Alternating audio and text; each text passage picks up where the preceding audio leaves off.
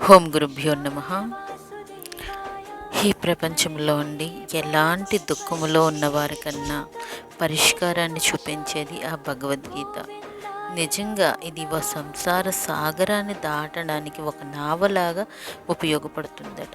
సాక్షాత్ కృష్ణ భగవానుడు తన నోటితో తన చెప్పిన యథార్థ సత్యం, ఆ సత్యాన్ని తెలుసుకోలేక మనం ప్రతి దానికి ఏడుస్తూ ఉండి ఎంతో మన జీవితాన్ని వ్యర్థం చేసుకుంటున్నాం. అసలు అసలు యోగం అంటే ఏం చెప్పాడు మనకి? 6వ అధ్యాయానికి వచ్చేటప్పటికి ఆ ఇంద్రియాల నిగ్రహాన్ని ఎలా చేసుకోమన్నాడు, అష్టాంగ యోగం ఎలా చెప్తున్నాడు మనకి చక్కగాను.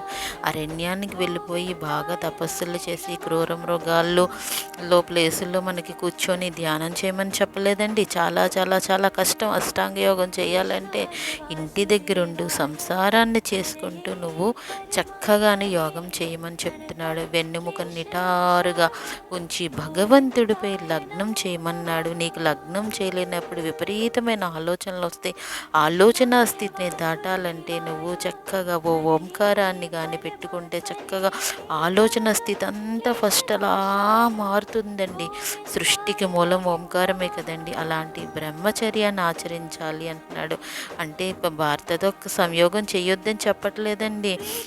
సాక్షాత్తు భగవంతుడే ఒక బ్రహ్మగా ఉండి తన్నే ఒక నివేదనగా చేయమంటున్నాడు. అలా చాలా నిష్టగా ఉండమని చెప్తున్నాడు.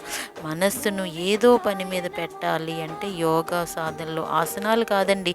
యోగా అనగానే చాలామంది ఆసనాలని యోగాసనాలు వేసేస్తుంటారండి. అది చాలా చాలా చాలా చాలా తప్పండి. యోగా అంటే యోగాసనాలు వేసేయడం కాదండి, భగవంతుడితో సంబంధం ఏర్పరచుకోవడం.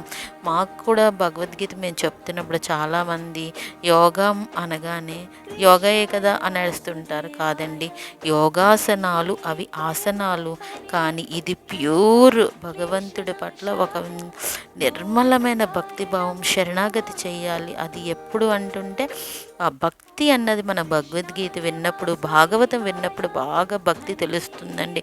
భాగవతం యొక్క రసామృతం విన్నప్పుడు మాత్రం భక్తి తెలుస్తుందండి. జయ గురుదేవండి.